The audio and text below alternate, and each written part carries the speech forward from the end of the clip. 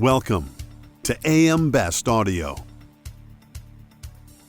From stronger storms and flash floods to rising insurance costs, weather volatility is becoming a reality that more households are experiencing firsthand.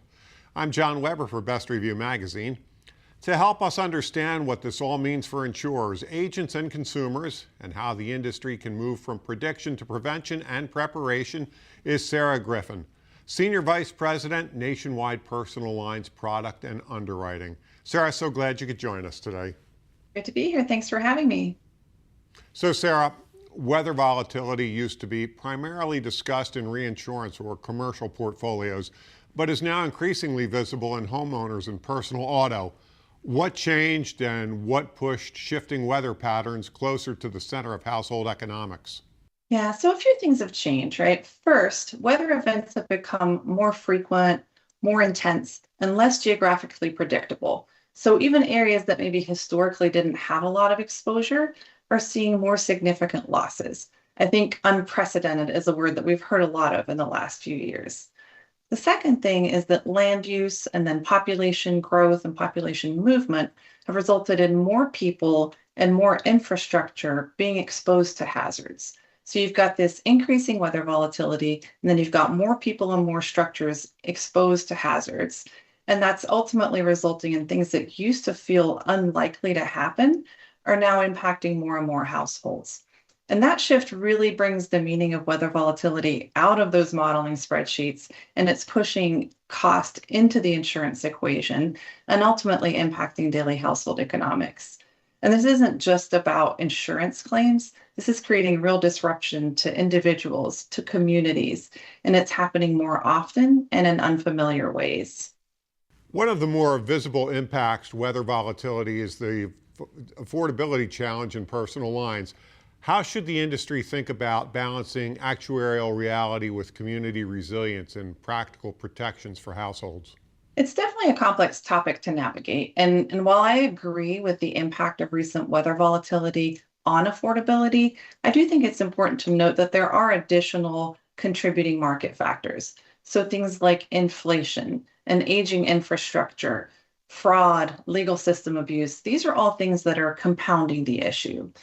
But the volatility and the frequency and severity of weather events is probably the most noticeable issue, especially for the average consumer, right? Most people don't wake up and think about the impact of building materials on the reconstruction costs of their home. But they do look out and they think about the weather, and they certainly see the news surrounding these big weather events.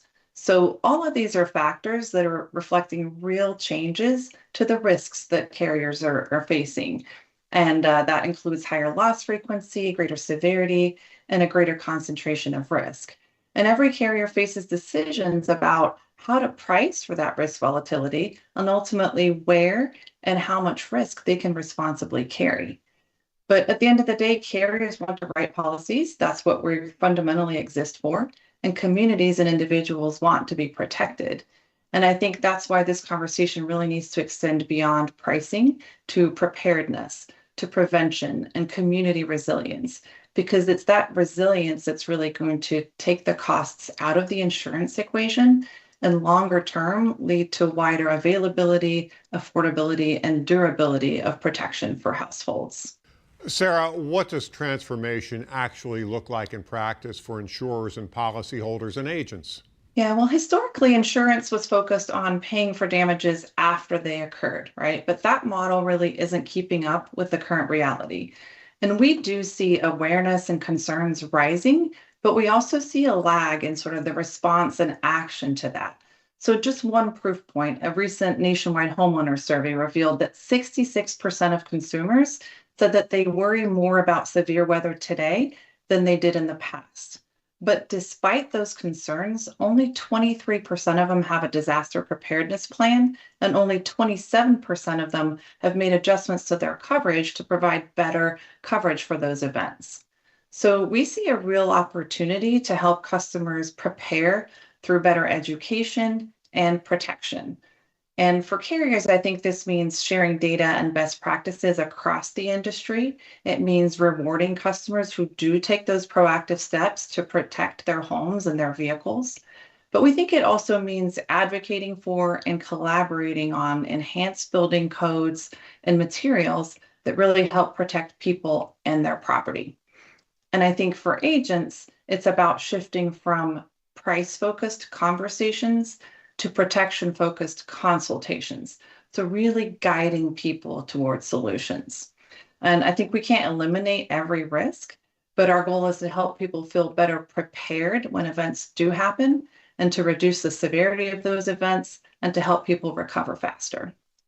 So, Sarah, how do we make preparation more actionable through common sense checklists, punch list thinking, and clearer guidance for people who may not be used to flooding, hail, microburst, or other severe events? It's a great question because resilience can sound really abstract until that weather does affect your own neighborhood or your own home. And like you said, many people live in areas that have not historically experienced that flooding or these microbursts or these other weather events. So they don't have that lived experience or those instincts on how to prepare for them. Again, think about how often you've heard about an unprecedented event just in the last couple of years.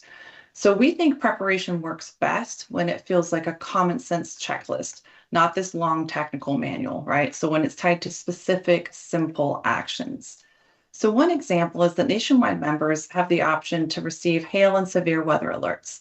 They opt in and they can receive a text alert up to an hour before a hail event that might impact them. And this gives them the opportunity to do some simple things like maybe move their vehicle into a covered location or secure some of their outdoor furniture or items. These are small steps that can have a big impact. And I think people naturally focus on protecting themselves and their families, of course, but we see the opportunity to really expand that mindset a little bit and give them really practical, manageable ways that they can extend that protection to their homes and to their property. Where do you see the right balance between technology, innovation, and practical behavioral change?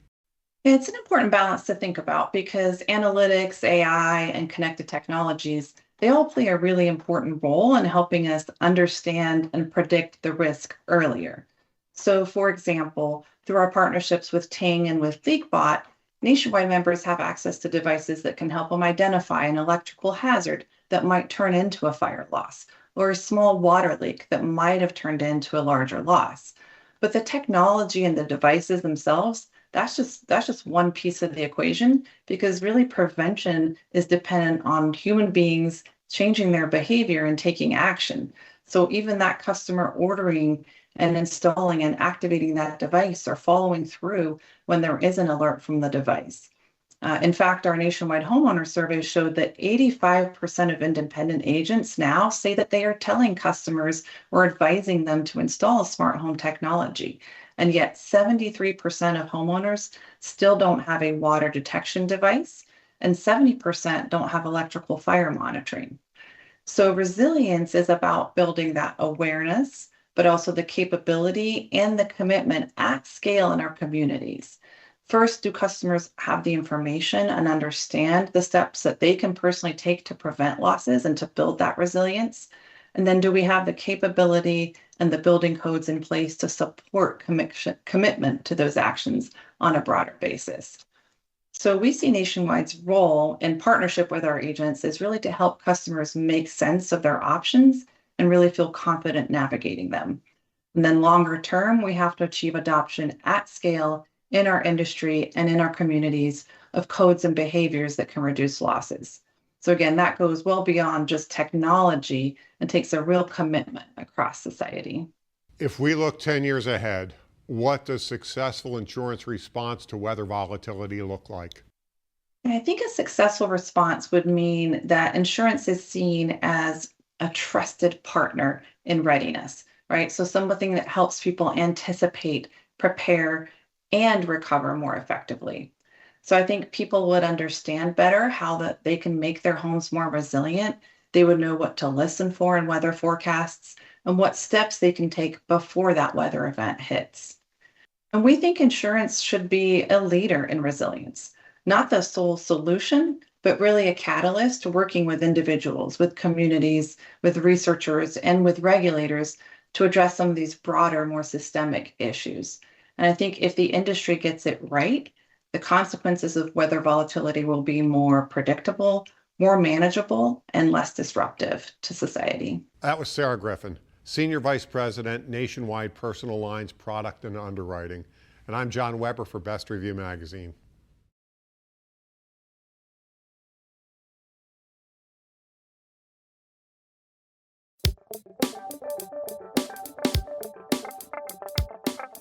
Looking to get the full attention of the insurance industry?